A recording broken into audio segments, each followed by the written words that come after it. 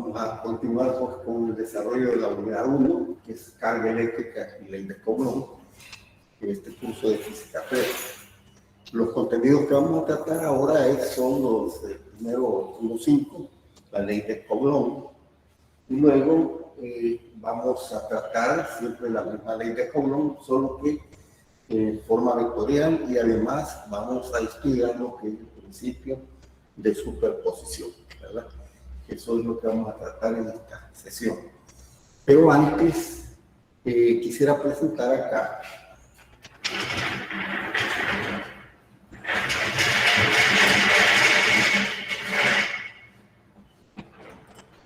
lo que se denomina la máquina de Winchell. Tenemos la máquina de Winchell. Este es un aparato, un dispositivo, mediante el cual nosotros podemos generar carga electrostática. Básicamente la máquina máquina de Winchell, consta de 2 discos. En este caso son 2 discos de material de plástico con unas bandas metálicas, ¿verdad? Y estos discos giran cuando acá movemos una manivela, ¿verdad? Aquí podemos observar pues, que estos discos son 2, están acá, digamos, conectados a esta manivela mediante 2 bandas. Una banda hace que un disco gire en una dirección y el otro disco gira en dirección contraria, ¿verdad? Además, cada disco hay 2 escobillas metálicas, mediante las cuales pues, se produce, digamos, por efecto de fricción y se recolectan las cargas eléctricas. En este caso sabemos que son electrones que van a desplazarse hacia un lado y iones positivos, átomos de eficiencia de electrones en otro, ¿verdad? Entonces, esta maquinita sirve para generar cargas eléctricas, digamos, de dimensiones, digamos, relativamente grandes. Aquí podemos observar, pues, en principio, al girar esto, ¿verdad? Bueno, hay algo que también se me estaba pasando por alto. Aquí hay 2 pilares. Realmente estos son 2 dispositivos que actúan como capacitores. Vamos a decir así en general, los capacitores son, digamos, dispositivos que sirven para ayudar a almacenar la carga, para que la carga eléctrica no se pierda, ¿verdad? Porque aquí, por ejemplo, en el medio en que estamos, aire, más que todo en esta época que el aire está húmedo, entonces los electrones son los que tienden a escaparse. Pues en nuestra primera experiencia vamos a observar que esta escobilla recoge la carga, una carga positiva, la otra negativa, y entonces aquí estas esferitas, ¿verdad? Las aproximamos porque la carga eléctrica viene y circula, y aquí se van a generar 2 cargas de signos, digamos, diferentes, una carga positiva, una carga negativa, y cuando la proximidad de estas cargas es tan grande, pues como hemos dicho anteriormente, cargas de signo contrario se atraen. La atracción es tan grande porque vamos a ver cómo se genera un arco, le llama así arco voltaico, le llamamos un arco eléctrico aquí entre estas 2 esferitas, ¿no? Es lo primero que vamos a observar acá, al girar la manivela esta.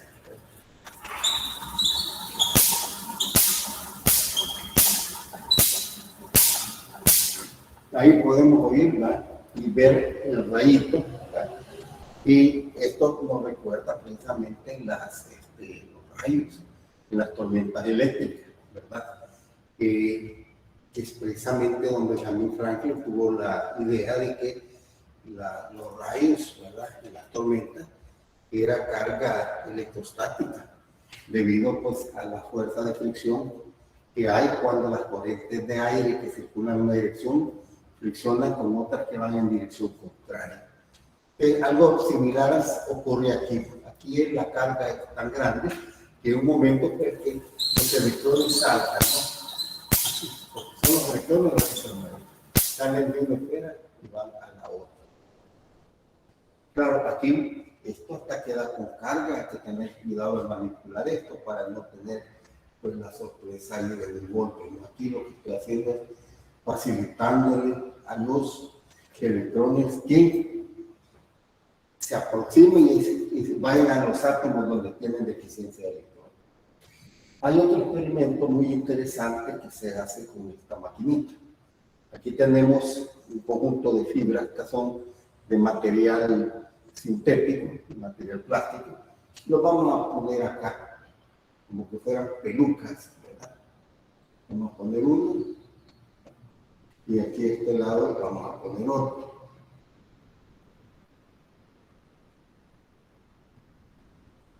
Lo colocamos así. Aquí naturalmente no hay supuestamente carga eléctrica y si no, pues nosotros ayudamos aquí para que queden estas fibras pues bien ordenaditas. Ahora, ¿qué hacemos? Bueno, generamos carga eléctrica haciendo girar los discos de esta máquina y observemos qué le pasa pues a estas fibras. Se atraen, ¿verdad? Y si las retiramos, ¿verdad?, un poco más, ellas tienden, inclusive si observan ustedes, como que fueran ramitas que se separan los filamentos. ¿Por qué? Porque ahí se transfiere carga eléctrica, y como hemos dicho, carga eléctrica del mismo signo, se rechaza, entonces hay una repulsión pues entre ellas. ¿Verdad? Entonces, hay una atracción entre digamos así, entre las dos mechitas estas, ¿no? Pero al mismo tiempo entre ellas, aquí los filamentos se separan, porque aquí la carga de estas, por ejemplo, que fuera positiva, todas positivas, y aquí es negativa, todas son de signo negativo. Bueno, otro experimento interesante que vamos a ver ahorita es lo siguiente. Permítanme entonces hacer esto. Conectamos aquí para garantizarnos que hay un poquito de carga eléctrica y nos puede dar un golpecito ahí que no nos va a agradar mucho, ¿verdad? Entonces, hacemos esto. Y ahora, ¿qué tenemos acá? Quiero mostrarles en primer lugar. Este es un cilindro donde adentro tenemos, en primer lugar, hay dos electrodos acá, ¿verdad? Decimos son electrodos, son dos plaquitas metálicas, una aquí arriba y en la parte inferior pues hay otra, ¿verdad? Entonces, ¿qué vamos a hacer? Vamos a conectar esta placa, la vamos a poner aquí en esta base metálica. Aquí entonces vamos a poner este conector y bueno, aquí es importante entender que está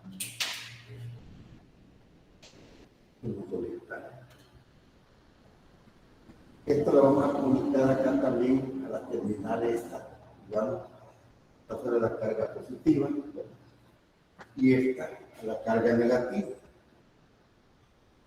Pues nos estaremos preguntando, ¿y qué va a pasar? Bueno, la carga se va a transferir a las placas. Vamos a tener cargas de signos diferentes. La placa de arriba, digamos que sea la carga positiva, la de abajo, carga negativa. Ahí tenemos también unos trocitos de material de plástico, ¿verdad? Y ese material de plástico es de PVC, ¿verdad? También adquiere carga de las placas. Y cuando la carga que adquiere es la misma de la, digamos, carga negativa, si las diferentes de abajo de carga negativa se van a separar ellas, porque tienen igual carga y son atraídas por la placa de arriba que tiene carga positiva. Al llegar, se descargan, vuelven a adquirir carga, se vuelven a separar y veamos lo que ocurre, ¿verdad? Al darle vuelta aquí a la máquina esta, no bien, al tener carga eléctrica.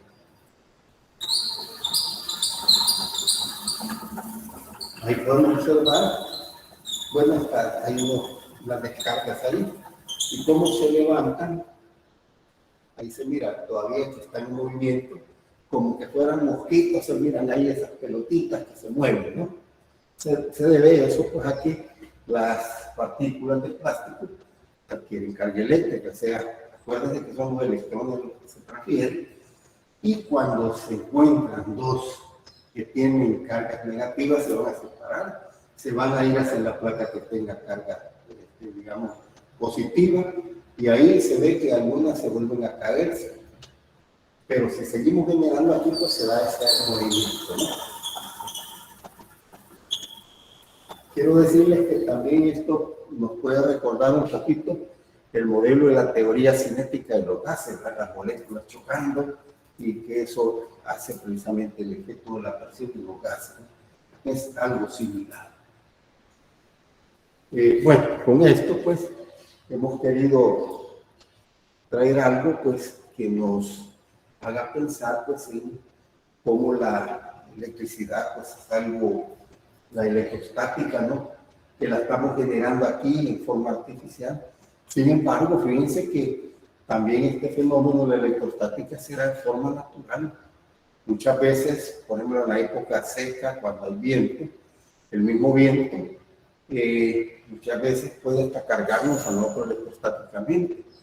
Ha ocurrido también unas veces que llega uno a la casa, saca la llave y va a quitar llave y siente que algo le ha ocurrido, como que hay una corriente y en efecto hay carga eléctrica por efecto de fricción. Bueno, pasamos ahora al desarrollo de la unidad 1, del contenido 1.5, la ley de Coulomb. Don Charles Agustín Coulomb, un científico francés,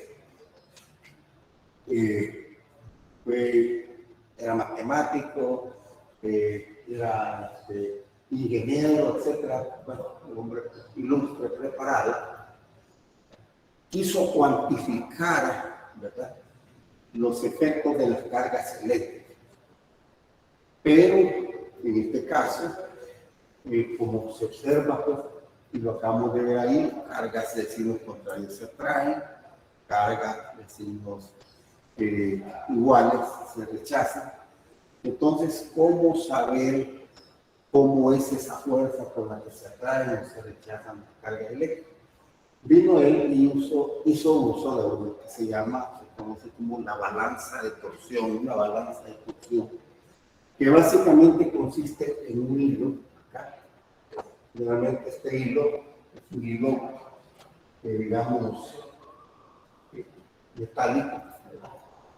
Y acá tenemos una barra con dos esferitas extremos, ¿verdad? Si soltamos, si dejamos esto en equilibrio, la barra esta inferior queda horizontal. Ahora, si nosotros le aplicamos alguna fuerza, esta va a girar, entonces se genera, digamos, una torsión, por eso se llama balanza de torsión, ¿verdad? Además, aquí debemos de tener presente de que este hilo tiene que ser un hilo elástico, ¿verdad? Hay una torsión, el hilo tiene la capacidad, digamos, de deformarse, o sea, de generar un torque, y luego, cuando la causa que lo está ocasionando cesa, regresa a su posición original. Bueno, esto aquí está en una forma simple. Sin embargo, sabemos que esto va adentro de toda, digámoslo así, aislado, ¿verdad?, para evitar otro tipo de influencias del exterior.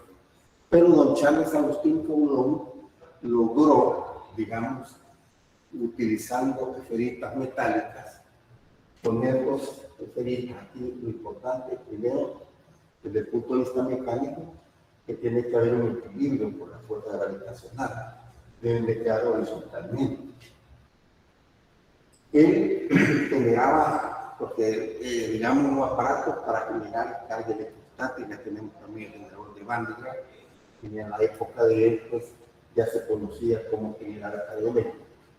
Y él cargaba pequeñas esferas. Una de las esferas que se cargaba estaba en el extremo de la balanza y otra se manejaba así externamente mediante, digamos, una varilla o una regla. A suponer que acá tenemos la otra esferita y se aproximaba. Entonces, acá podíamos nosotros conocer qué distancia había y además él era capaz de cuantificar las cargas. Aquí le llamamos a esta entonces a la carga que posee el esferita, carga 1, y esta otra la llamamos carga 2. Lo que nos está enseñando aquí la figura es que hay una reducción. Es decir, esta esferita con carga, digamos, positiva y la otra con carga positiva, esta es la carga 1, esta es la carga 2, hay un rechazo y entonces aquí hay un giro. Hay una torque que se produce, pero nos interesa entonces esta distancia, la distancia R que separa a la carga, ¿verdad? Bueno, ¿y cuáles fueron las conclusiones a las que llegó don Charles Agustín Coulomb de sus experimentos? Entonces, él llegó a lo siguiente. Primero, él llegó a establecer que la fuerza con que se interactúan estas cargas, aquí le llamamos F1,2, quiere decir que esta es la fuerza que experimenta la esfera 1 o la carga 1 por la presencia de la esfera 2. Y como respuesta, aquí está la fuerza que experimenta la carga 2 por efecto de la carga 1 o de la carga que tiene la esfera 1. Entonces, así sabemos que existen este par de fuerzas que, como sabemos, son pares de acción y reacción. Entonces, vamos a representar estas fuerzas de esta manera. La fuerza que la carga 1 recibe de 2, aquí estoy hablando de la magnitud, o sea, estamos hablando no de como vector, sino que del valor de la fuerza, ¿no?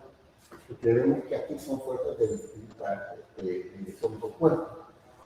Esta fuerza, la magnitud de esta tiene que ser igual a la fuerza que la carga esfera 2 experimenta en la 1. Y aquí a esto lo vamos a representar nada más como F.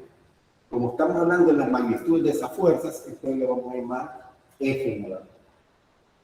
Ahora, ¿qué pasa con esta fuerza F? Que viene de importante. Los experimentos de don Charles Agustín Coulomb llegaron a establecer que esta fuerza era directamente proporcional al producto de las cargas. Obsérvense que aquí también ponemos valor absoluto, porque las cargas pueden ser de igual signo, ambas positivas o ambas negativas, pero el signo no nos interesa, ¿verdad?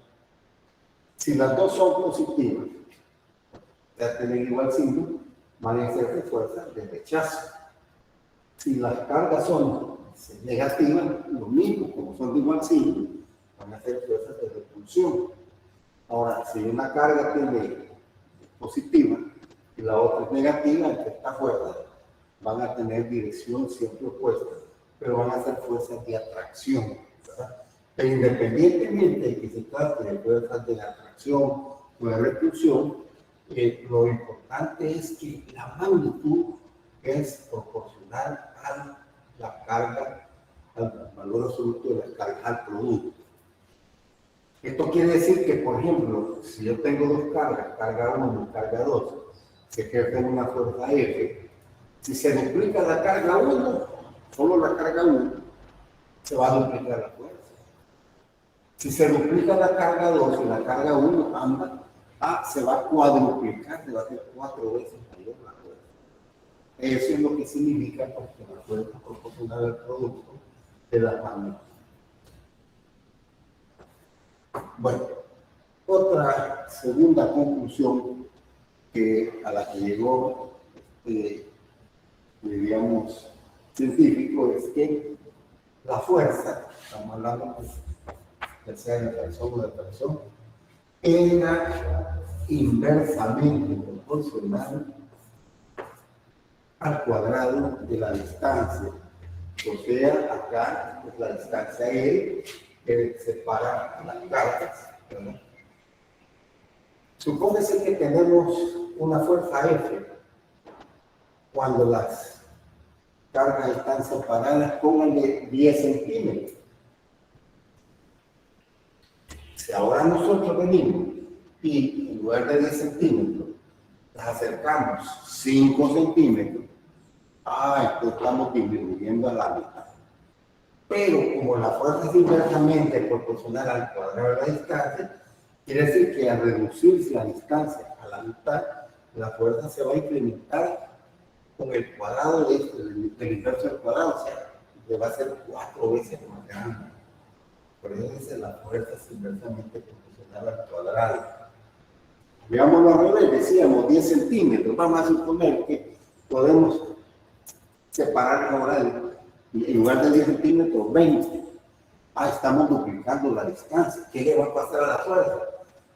Pues inversamente proporcional con el cuadrado, la fuerza se va a reducir entonces a la cuarta parte. ¿Por qué? Porque la distancia se duplicó. Pero como la fuerza es proporcional con el inverso de la distancia elevada al cuadrado. Bueno, bueno, aquí podemos nosotros, vamos a ir por acá.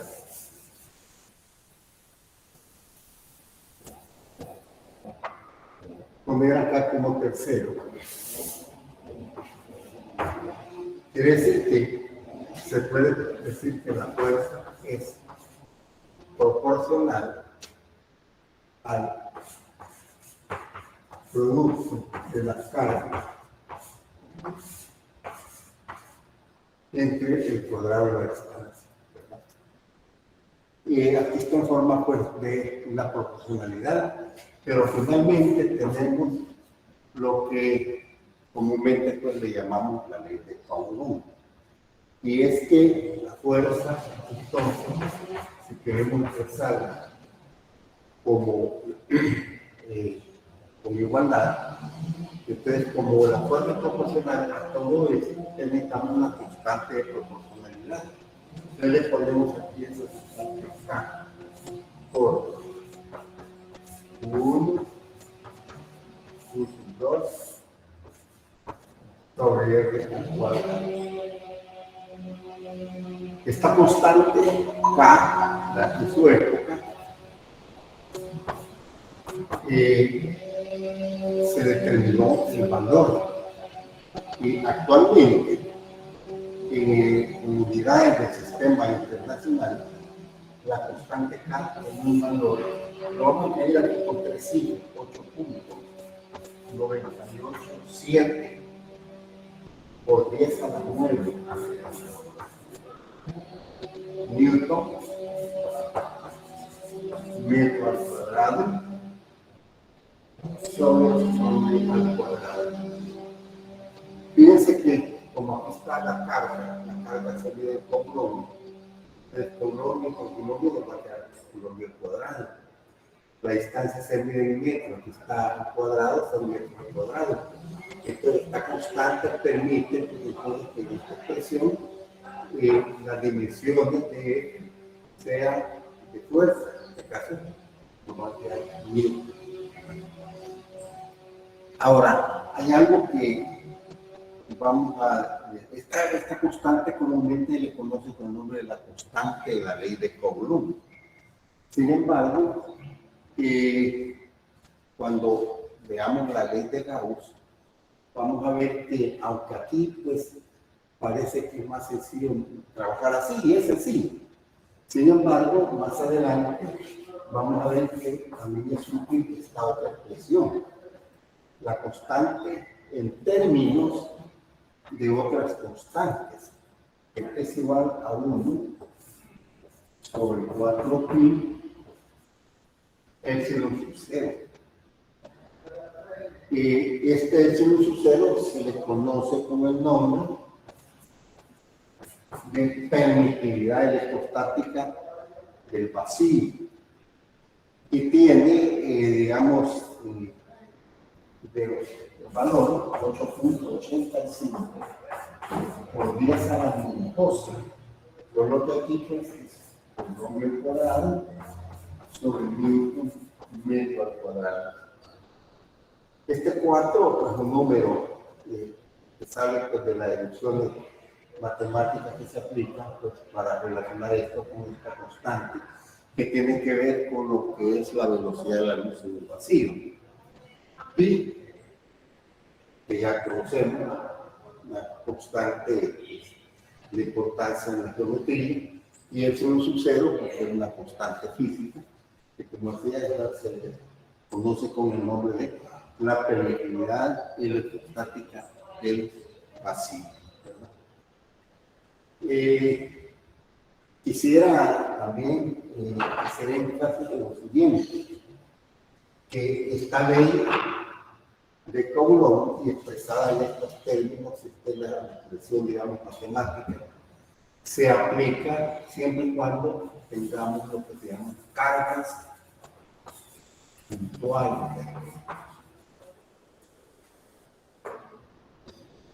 Idealmente una carga puntual sería aquella que contiene un objeto cuyas dimensiones serían despreciables. O sea, como que la carga está alojada en un cuerpo tan pequeño, ¿no? Pequeñísimo, de dimensión 0, idealmente hablando. Y si no, pues con una buena aproximación, las cargas puntuales son cargas en objetos tan pequeños, de tal manera que si la distancia que separa dos objetos es mucho mayor que sus dimensiones, a esos objetos se les puede considerar como, digámoslo así, como puntos, y si están cargados, pues diríamos carga puntual. Bueno, vamos al ejemplo de aplicación de esta ley.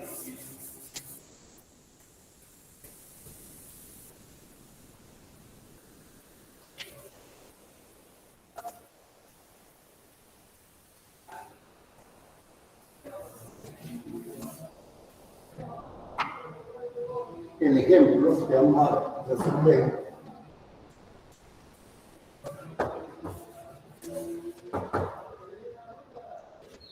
dice lo siguiente. Este es el ejemplo 1. Si un centavo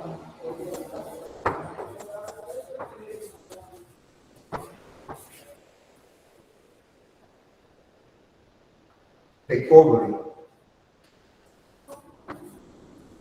que ya vimos en la sesión anterior, el ejemplo, nos decía calcular la carga positiva y negativa. Entonces dice aquí, si un centavo de cobre posee carga positiva y negativa de magnitud, la magnitud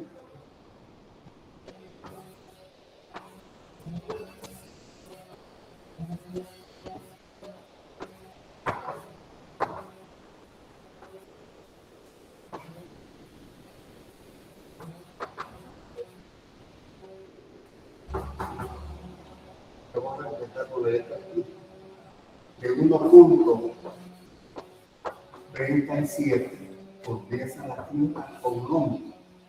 Esto fue el cálculo que hicimos en el ejemplo que se vio en la clase anterior, cuando se nos decía que calculáramos cuánta carga positiva y cuánta carga negativa tenía un centavo eléctricamente neutro.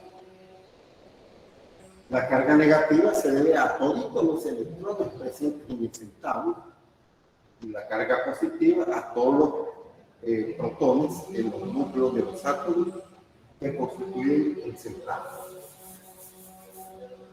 Ahora, ¿qué se nos pide en este caso?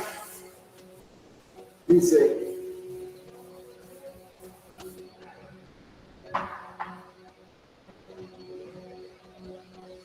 Supóngase que las cargas se pueden separar.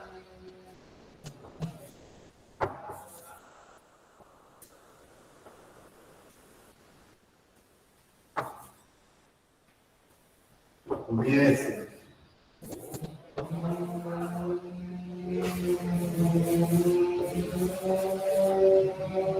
Y las colocamos como que dos partículas a una distancia de 100 metros, una de la otra. Ahora nos preguntan cuál es la magnitud de la fuerza que se produciría entre esas. Bueno, vamos a, en este caso, a suponer que de alguna manera tenemos aquí una carga más Q y a 100 metros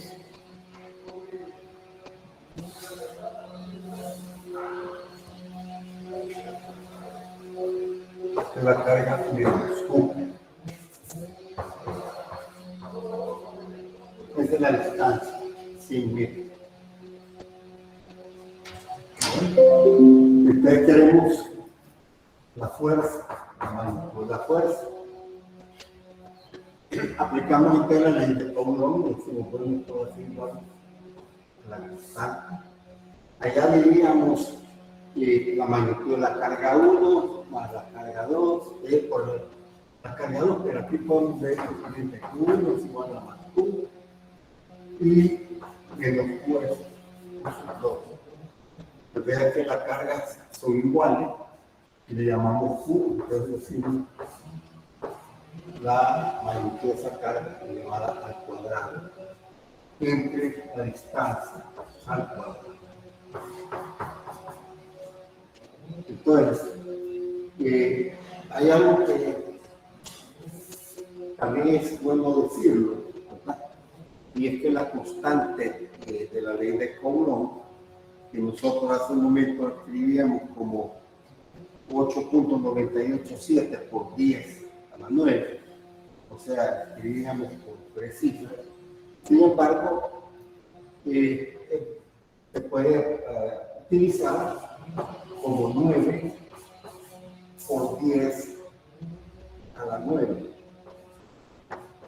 Newton metro al cuadrado sobre Coulomb al cuadrado. Esto entonces lo multiplicamos por la magnitud de las cargas que tenemos, que es Q, 1.37 por 10 de la 1.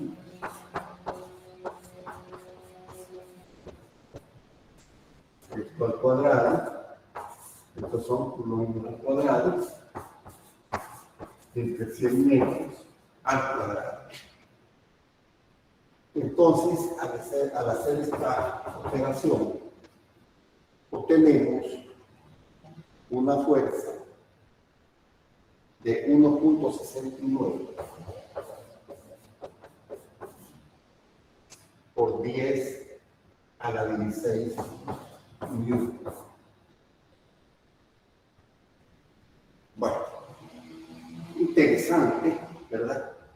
Decimos, bueno, que fue una fuerza grande, enorme, claro. ¿Qué tan grande será? Porque como no estamos tan quizás acostumbrados a utilizar Newton, muchas veces quizás entendemos más lo que es una tonelada, ¿no? Se utiliza mucho pues en las cuestiones de comercio, la tonelada de hierro, lo que sea, ¿no? Y aquí vamos a recordar lo siguiente: si nosotros hablamos de una tonelada, pero como estamos hablando de fuerza, lo vamos a tonelada fuerza. Una tonelada fuerza es igual a 1000 kilogramos fuerza.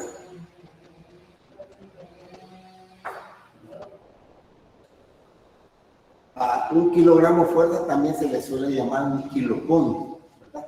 Diríamos a 1000 kilopones, pero sigamos utilizando aquí 1000 kilogramos de fuerza. Y esto equivale a 9800 newton.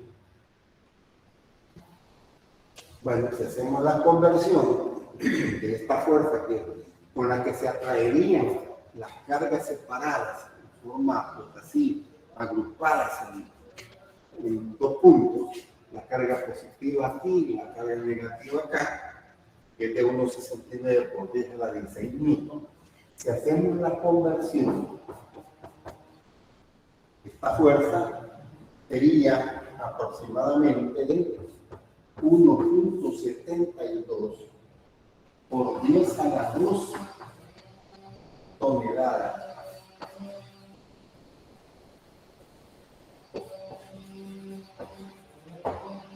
Imagínense todavía 1,72 por 10 a la 12.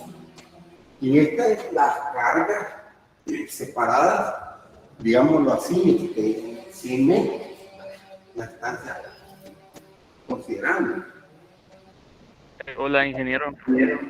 Ya podemos imaginarnos que la fuerza que mantiene a los átomos en el centavo, ¿verdad?, es la resultante de todas las fuerzas electrostáticas, ¿verdad? Porque acuérdense que lo que mantiene los cuerpos en estado sólido y todo eso son las fuerzas de naturaleza electrostática. Claro, esta es la fuerza que se ejercerían las cargas separadas a distancia, pero en el átomo que estamos hablando del orden de 10 a la menos 9 metros, por ejemplo, híjole, esa fuerza debe ser enorme. De ahí la explicación de por qué los objetos, los metales, el caso del cobre, pues es relativamente duro. O sea, esa fuerza de cohesión, esa fuerza que mantiene a los átomos, ¿no? Este pues es un comentario nada más aparte. Bueno, vamos a hacer un segundo ejemplo.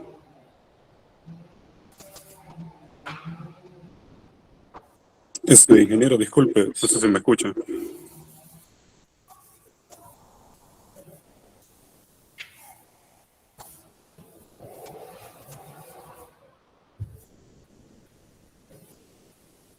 Bueno, el ejemplo 2 dice lo siguiente. La distancia promedio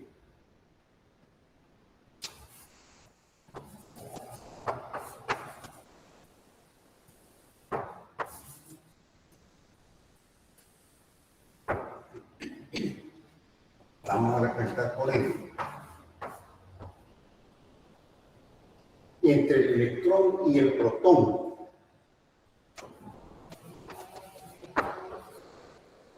Simbolizar el electrón así y el protón en un átomo de hidrógeno.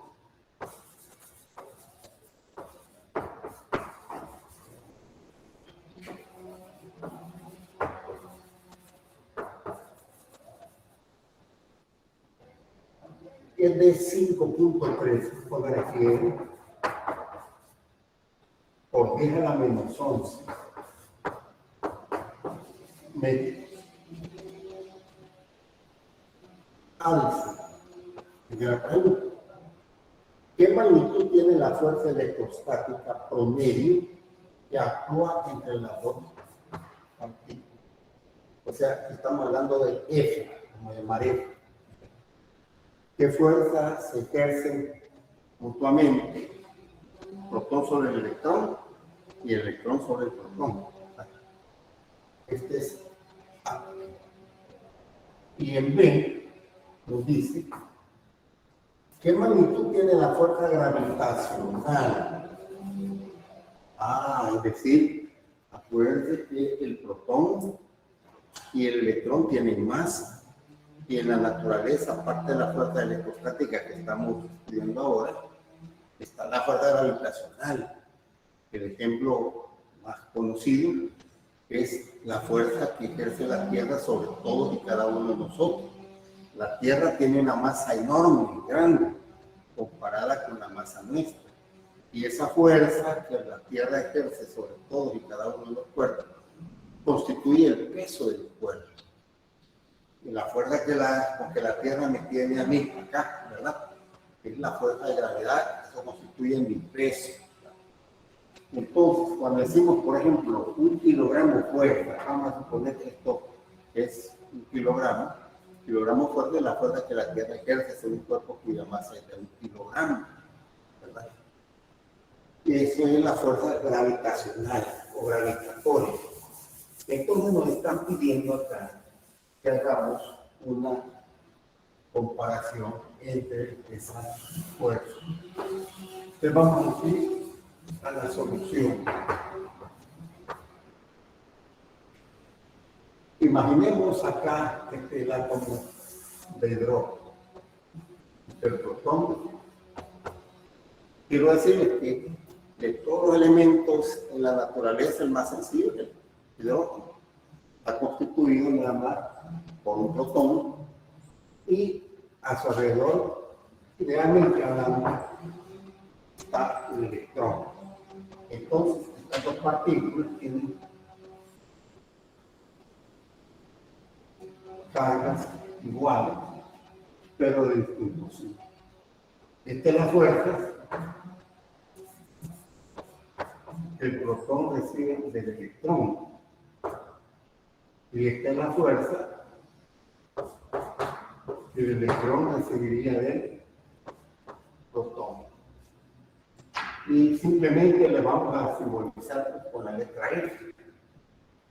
Entonces vamos a poner acá F igual y a la constante de cómo por la carga del electrón multiplicada por la carga del protón. Pero, como hemos dicho en la sesión anterior, cuando hablamos del átomo, el electrón y el protón tienen cargas iguales. El valor de esa carga es el valor de la carga elemental, solo que el electrón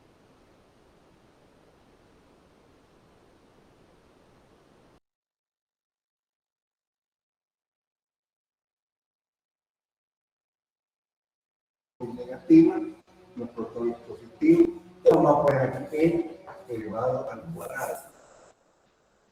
Sobre el cuadrado por la carga elemental, que es 1.602 menos 19 por 1 al cuadrado, y esto dividido entre r, la distancia promedio. Esta es la distancia promedio, digamos, que es r, ¿no?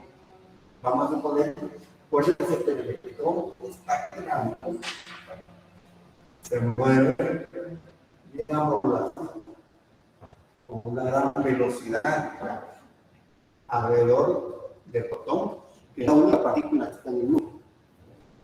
Entonces, esta es la distancia L promedio, es la distancia que separa el electrón del protón. Y es de 0.3 por 10 a la menos 11 metros sobre el elevado al cuadrado.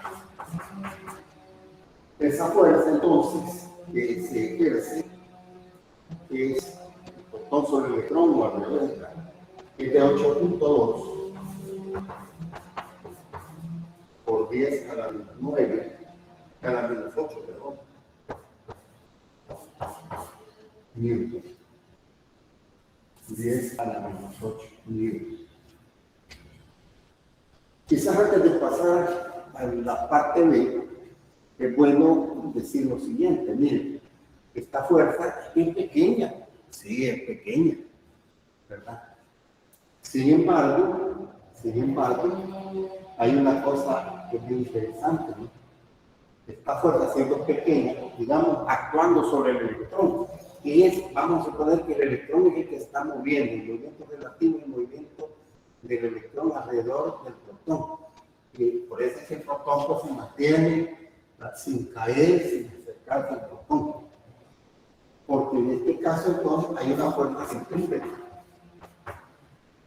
Ustedes recuerdan, de acuerdo a la segunda ley de Newton, si esta fuera la fuerza resultante, la única fuerza actuando sobre el electrón, esto tiene que ser igual a la masa del electrón por la aceleración centrípeta. ¿De quién? Del electrón. Recordando también acá un poco, la aceleración centrípeta se le llama así porque está apuntando hacia el centro, ¿no? Fíjense que esto es prácticamente parte de la física 1, como la física, pues, no importa que estemos en curso de física 3, pero los conceptos siempre vienen, ¿no? Aquí. Entonces, quiere decir que si yo quiero saber cuál es la fuerza centrípeta en la masa del electrón. La fuerza centrípeta es de 8.2 por 10 a la menos 8 newton. Entre la masa del electrón, claro, hay que conocer la masa del electrón. La masa del electrón es una serie de 9.11 por 10 a la menos 31 kilogramos. ¿Cuánto da eso? Hombre, eso da 9.0 por 10 a la 23 metros por segundo al cuadrado. O sea, diríamos nosotros que esa aceleración que experimenta el electrón es una aceleración enorme, grandísima. Los cuerpos, digamos, caen con una aceleración, la aceleración de la gravedad 9.8 metros por segundo al cuadrado. Aquí estamos hablando de 9 por 10 a la 23 metros por segundo al cuadrado. Entonces, esta es la parte A. Vamos a dejar la respuesta aquí. ¿Qué fuerza? La respuesta aquí es 8.2 por 10 a la menos 8 newton. Ahora me piden cuál es la fuerza de gravedad debido a la masa que tiene. Entonces, en la parte B, ya no es la fuerza electrostática la que nos interesa, sino que es debido a la masa. Los dos tienen masa y por lo tanto hay una fuerza gravitacional, digamos, sobre el protón y hay una fuerza gravitacional sobre el electrón. Para esto, entonces, vamos a utilizar esta expresión que corresponde precisamente a la ley de gravitación universal. La ley de gravitación universal tiene una gran, digamos, similitud con la ley de Coulomb. Esta resulta ser igual a G por M1 por M2 entre R al cuadrado. O sea que la fuerza con que se atraen gravitacionalmente dos cuerpos es, en primer lugar, proporcional al producto de sus masas e inversamente proporcional al cuadrado de la distancia que les separa. En este caso tenemos la constante G, la constante de gravitación, que tiene un valor de 6.67 por 10 a la menos 11. Estos son newton, metro al cuadrado, sobre kilogramo cuadrado. Bueno, vamos entonces acá a calcular la fuerza de gravedad, ya sea la que otorga hacia el electrón o viceversa. Entonces, tenemos aquí 6.67 por 10 a la menos 11. Las unidades las vamos a obviar ahorita para no. Y aquí la masa del electrón, vamos a poner que esta es la masa del electrón, ya lo utilizamos acá, 9.11 por 10 a la menos 31 kilogramos. Y la masa del protón, que no la teníamos que en este momento la vamos a poner, que es de 6.67 por 10 a la menos 29 27 y lo cambio.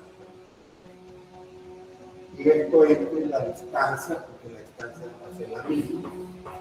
5.3 por 10 a la menos 11 al cuadrado.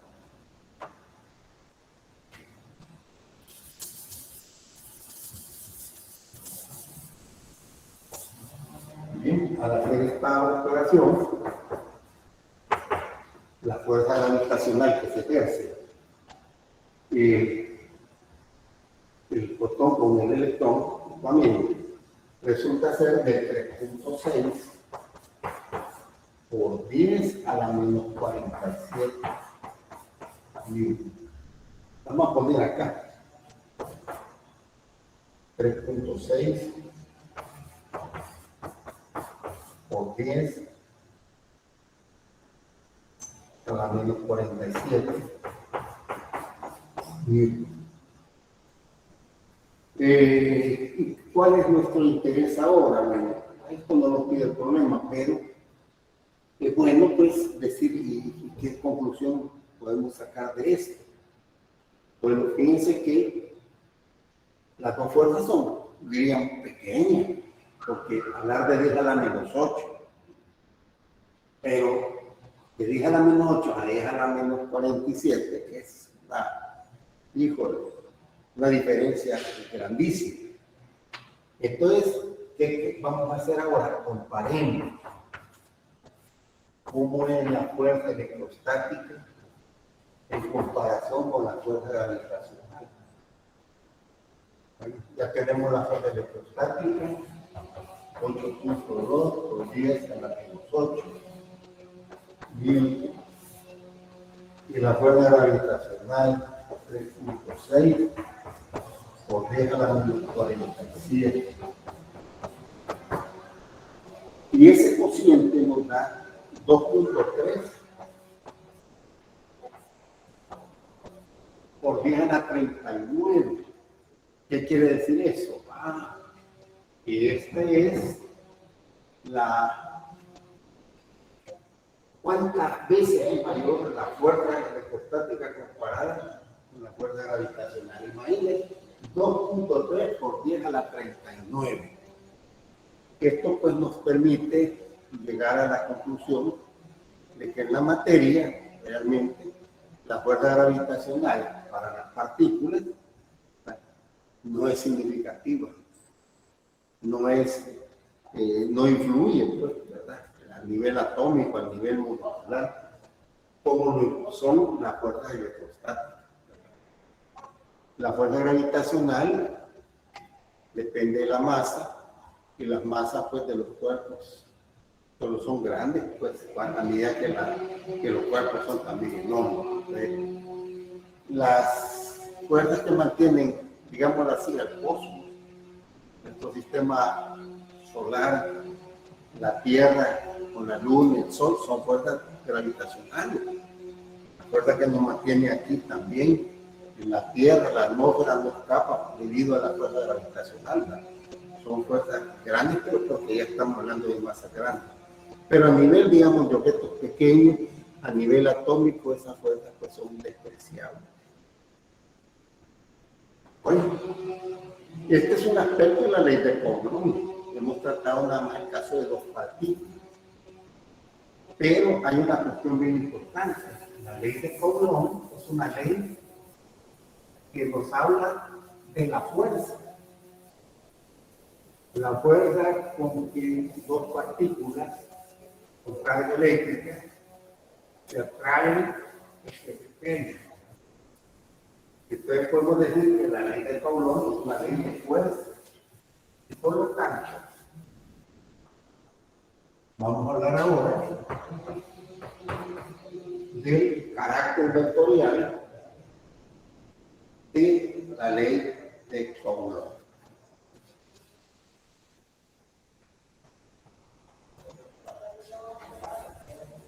De Coulomb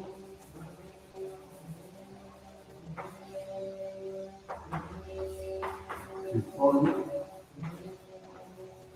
vectorial.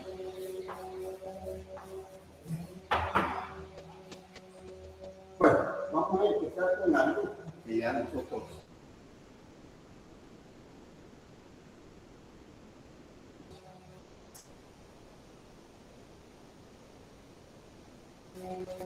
tenemos cargas, uno, y con dos.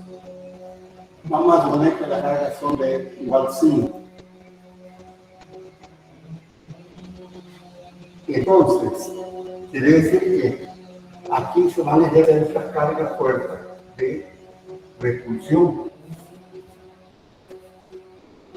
que es la fuerza que la carga 1 experimenta con la carga 2. Y acá, esta es la fuerza que la carga 2 recibe por efecto de la carga 1. Se le llamamos F2.1. Bueno, como la fuerza, cualquiera de las dos, pues son vectores, podemos nosotros decir, bueno, ¿qué fuerza me interesa? Por ejemplo, la fuerza que la carga 1 recibe de la 2, pero me interesa en forma vectorial. ¿Cómo hacemos para escribir en forma vectorial? Aquí vamos a recordar algo. Si yo tengo un vectoral se puede escribir en función de su magnitud por un vector unitario. Y este vector unitario en general se puede escribir como el cociente del vectoral entre su magnitud.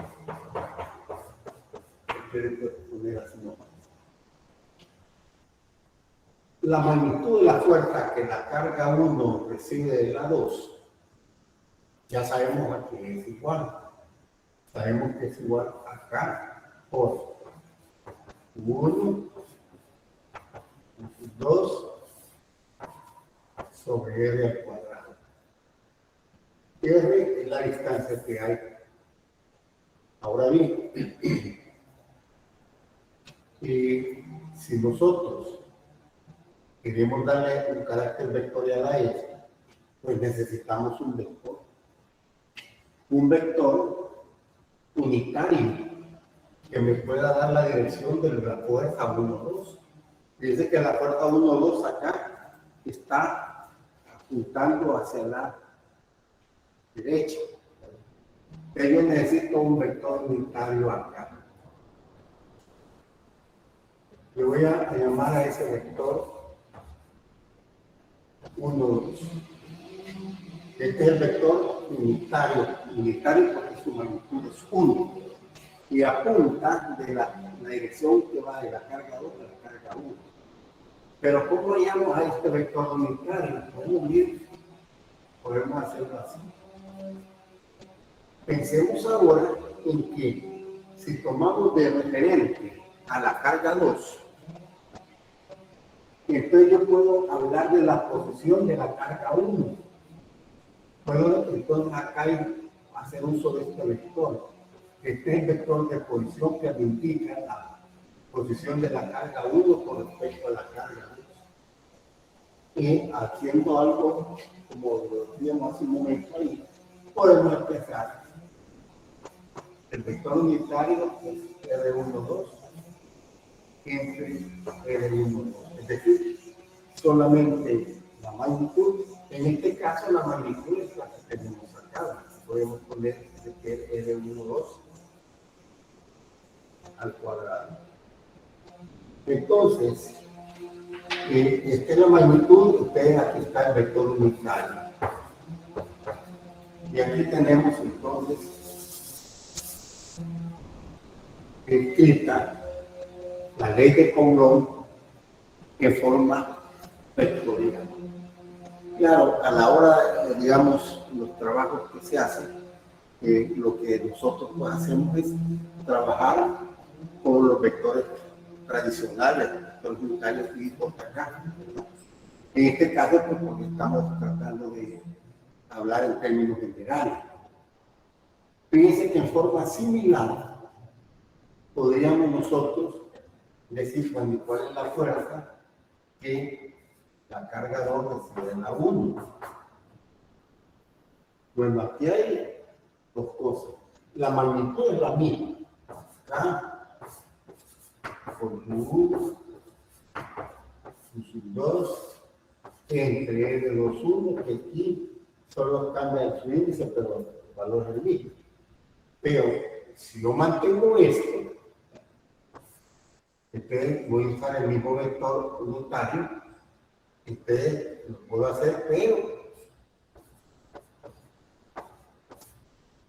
es como cuando sabemos nosotros que el vector unitario Y va en la dirección positiva del eje X. Pues sí, pero si hay una fuerza o hay una velocidad que yo quiero representar con vector unitario va en dirección contraria, usamos el vector menos Y. J hacia arriba, en el eje de la Y, o hacia abajo, menos J. Pues algo similar estamos haciendo acá.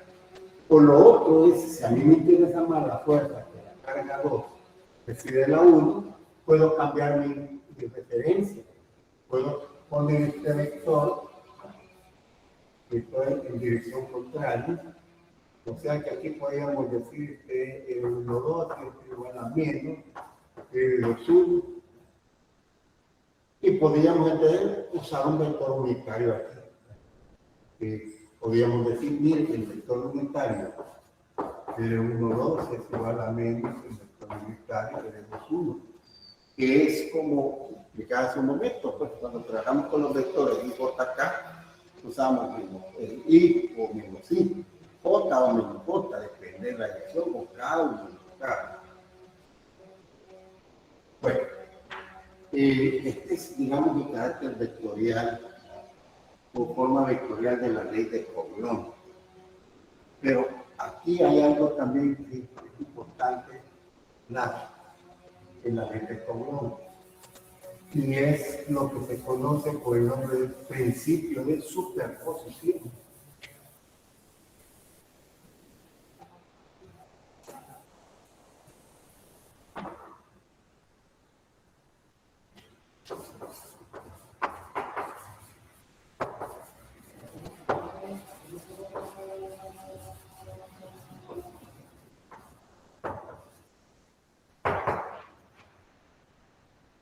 Vamos a suponer que tenemos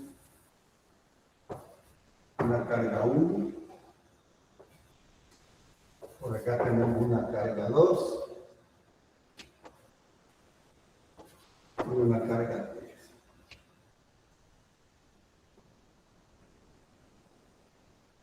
3. Aquí tenemos, por ejemplo, supóngase que todas las cargas son de igual signo. Poner igual signo.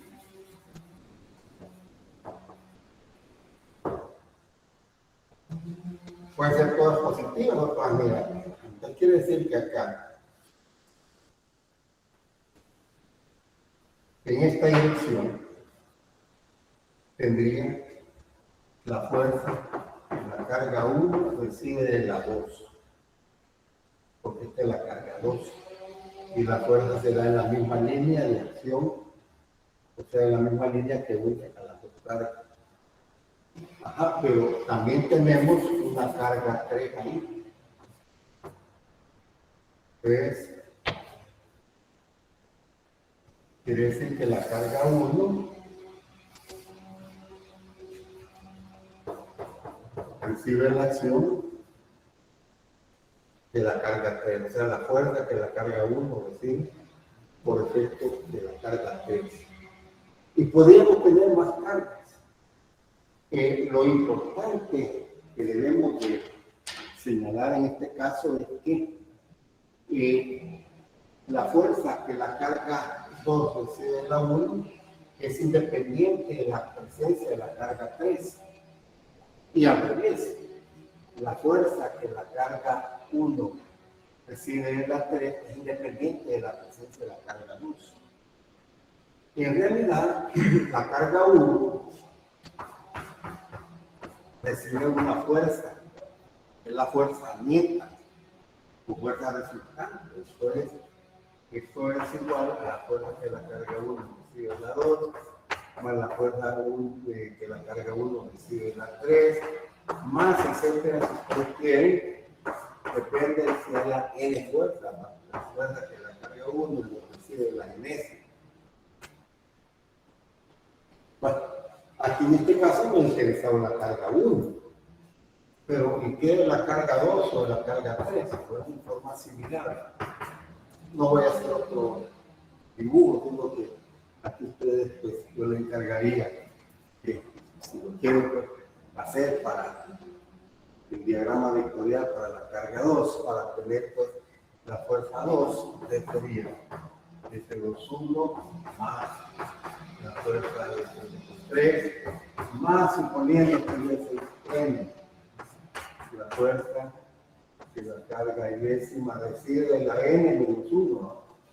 Perdón, la fuerza 2, 2n, y así podemos nosotros escribir para las otras, para la carga 3, y si dieran más carga, pues para todo. Ahí es lo que se le conoce por el nombre pues, del principio de superposición. Y vamos a hacer un ejemplo de la aplicación del principio de superposición.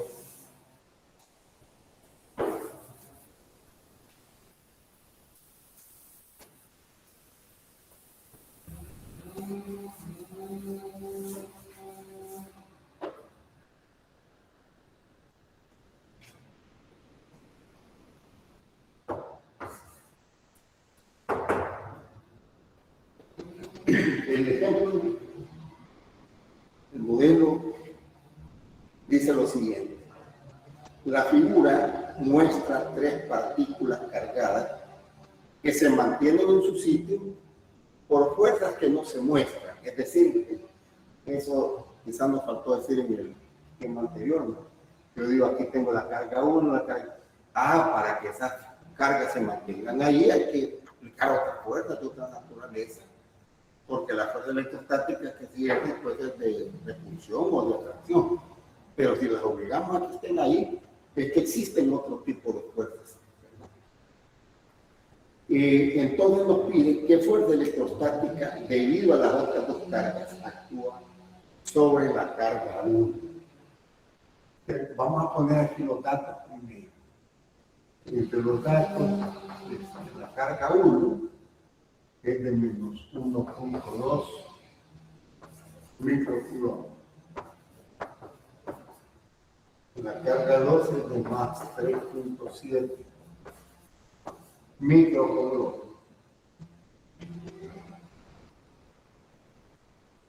La carga 3 es de menos 2.3.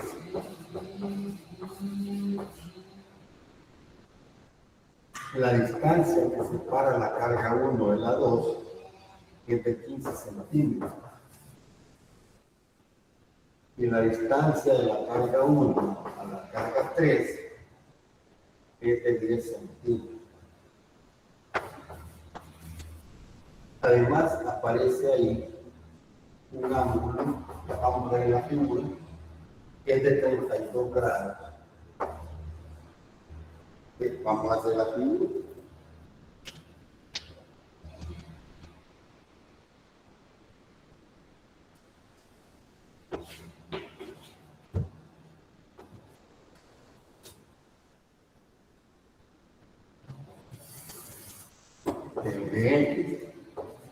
Desde el eje Y. Entonces vamos a poner aquí las cargas. La carga 1 está por acá.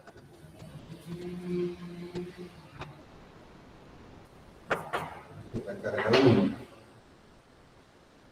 La carga 2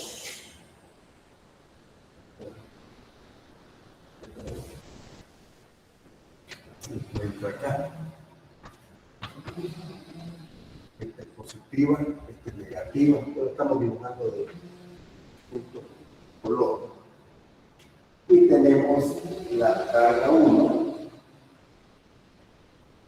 que se encuentra justamente acá.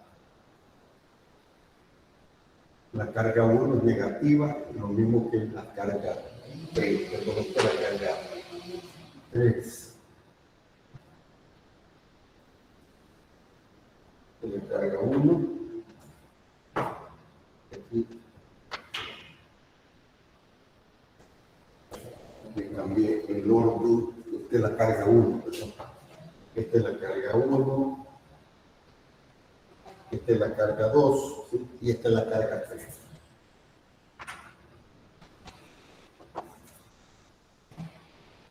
Además tenemos acá un ángulo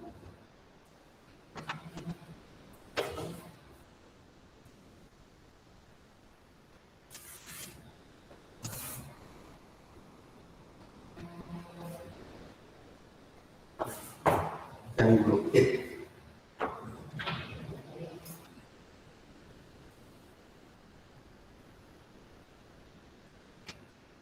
Bueno, ustedes me piden la fuerza 1, la fuerza que la carga 3, la carga 3, que es sobre la carga 1 y la fuerza que la carga 2 y que es también sobre la carga 1.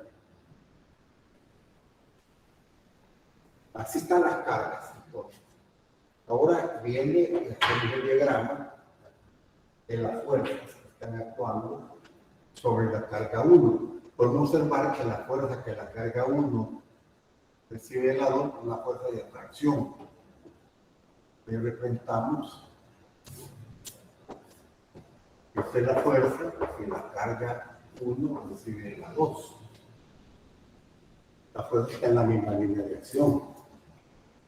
Y luego tenemos la fuerza que la carga 1 recibe de la 3.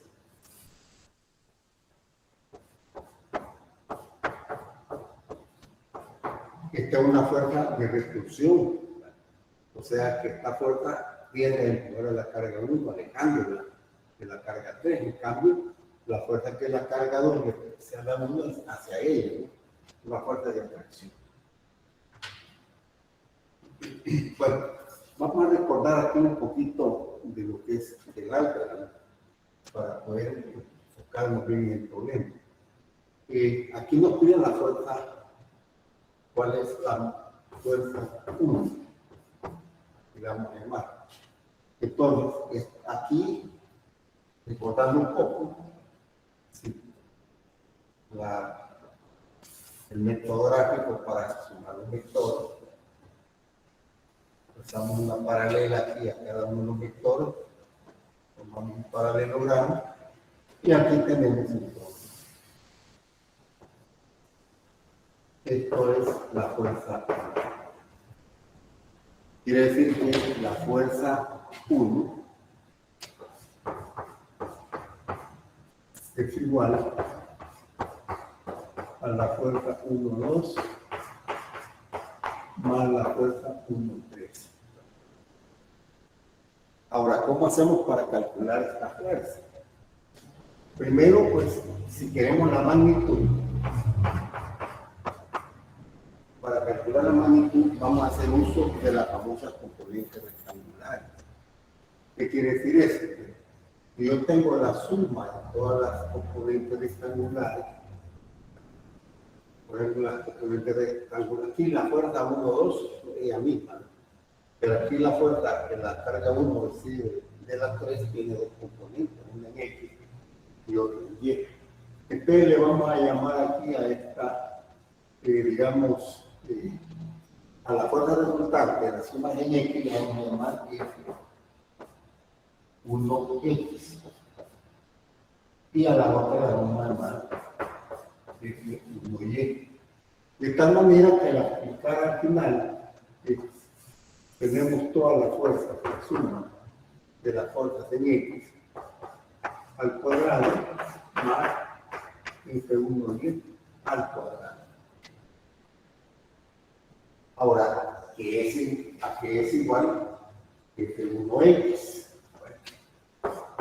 F1X representa pues, todas las fuerzas que están en la dirección X. Tenemos acá la fuerza 1, 2.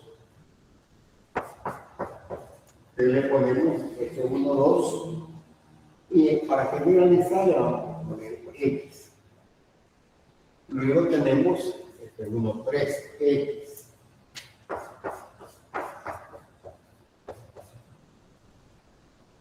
Ya no hay más fuerzas.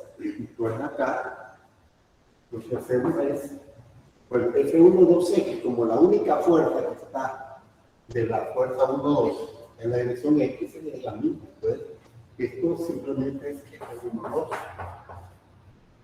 Pero la F1, 3X corresponde a esta componente. Esta fuerza, perdón, F1, 3 tiene dos componentes. Una componente en X y una en Y. Entonces yo quiero la componente en X. Observe si este ángulo θ acá es igual a este. Por ser opuesto por el vértice. Entonces esta componente de acá va a ser igual a la magnitud de F1, 3 multiplicado por el seno del θ. ¿Por qué seno del θ? Bueno, porque estoy utilizando este ángulo. Y este ángulo está formado por F1, 3 con el Y. Por eso que aquí F1, 3 por el seno de θ. Entonces, de forma similar, F1Y, pongamos de una vez, va a ser igual a F1, 2Y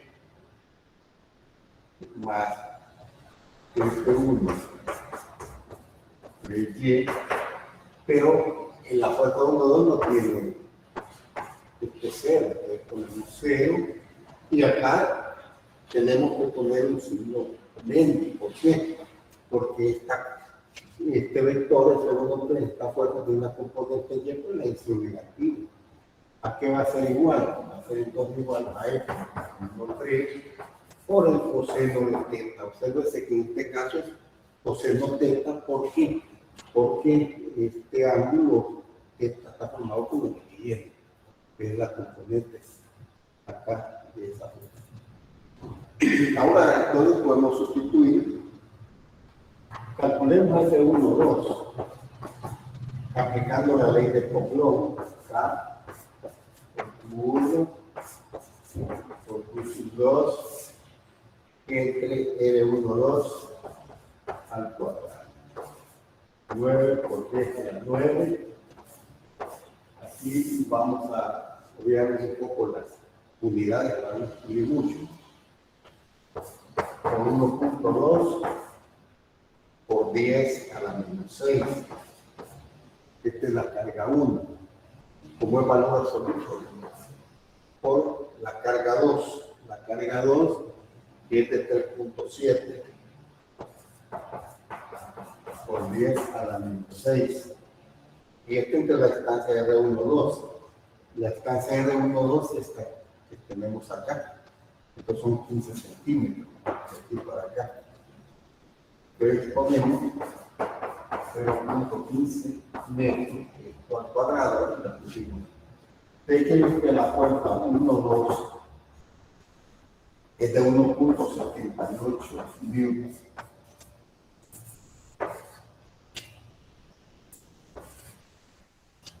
Bueno, en forma similar calculamos la otra fuerza, la fuerza F1, 3. Ya no voy a poner aquí tanto el símbolo. Bueno, aquí vamos a poner por acá, por su 1, aquí por su 3, entre R1, 3 al cuadrado. Esto es 9, por 10 a la 9, por la carga 1, que es 1.2, por 10 a la menos 6, y multiplicado esto por la carga 3, que es 2.3 por 10 a la menos 6, y todo esto entre 0.10 al cuadrado. Esta fuerza resulta ser de 2.48. 2.48 newtons. Entonces ya tenemos lo que necesitamos acá. Perdón, aquí tenemos que hacer el cálculo, porque tenemos F1.2 y tenemos F1.3. Vamos a hacer las sustituciones respectivas acá para encontrar cada una de ellas. Voy a borrar esto. Si yo sustituyo acá, ¿qué vamos a hacer? Aquí voy a poner para F1X 1.78, que es lo que acabamos de encontrar, más el F1.3 2.48 por el coseno, por el seno, perdón, de teta, o sea, seno de 32 grados, y eso da 3.09 y de forma análoga. Vamos a hacer aquí esto muy bien. Dejemos que esto vale 0. Voy a poner 0 menos F1.3, que es 2.48 por el coseno de 32 grados. Y esto nos da menos 2.10 newton. Ahí tenemos entonces la suma de las componentes en X y de componentes en Y de las fuerzas, de las dos fuerzas que están actuando sobre la carga 1. Pero a mí me piden la fuerza 1, ¿qué magnitud es? ¿Cuánto vale? Sustituimos acá. El 1 es 3.09 al cuadrado, más 2.10 al cuadrado. Y esto entonces nos da 3.74 newton. Pero la fuerza F1 tiene un valor de 3.74 newton. Pero falta algo. Y para que esté completa la respuesta, es necesario indicar cuál es la dirección, ¿verdad? Cuál es qué ángulo que forma la fuerza, ¿verdad? En este caso, por ejemplo, vamos a considerar, vamos a llamar a este ángulo phi, porque esta es la fuerza 1 con respecto al eje X, este es phi. Y aquí vamos a recordar algo bien importante, ¿no? Eso es lo que facilita la componente rectangular. ¿Por qué?